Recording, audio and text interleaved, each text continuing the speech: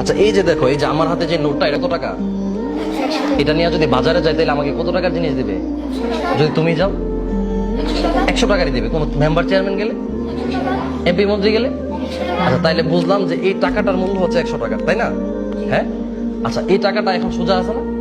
আমি যদি এই টাকাটাকে নষ্ট করি, একদম ভেঙে ফেলি, এখন টাকাটার মূল্য কত আছে? এটা নিয়ে গেলে কি 100 টাকার চাল দিবে? 100 টাকার ডাল দিবে? হ্যাঁ। আগের যে মূল্য ছিল এই মূল্যটা এখন আছে না? এটা যদি পানিতে চুবাই তারপর শুকাই নিয়ে যাই, তখন কি এটার মূল্য কমবে?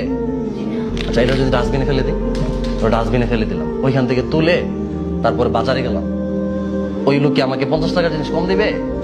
হ্যাঁ। 100 টাকার জিনিস দিবে না?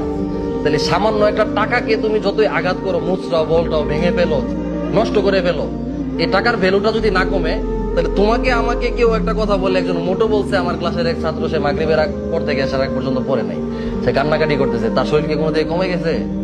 টাকাটার যদি ভ্যালু না কমে, তাহলে তোমার তো একজন একটা গালি দিলে, একটা খারাপ কথা বললে, একটা পচা কথা বললে তো তোমার ভ্যালু কমে নাই, বা তোমার কোনো দিক দিয়ে ক্ষতি হয়ে গেছে?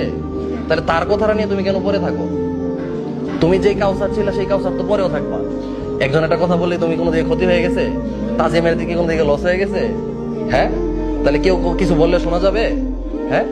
একটা কথা মনে রাখবা সবসময়, মানুষ তুমি সফল হওয়ার আগ পর্যন্ত তোমাকে সফল হইতে দিবে না, আর সফল হওয়ার পরে তোমাকে সফল থাকতে দিবে না।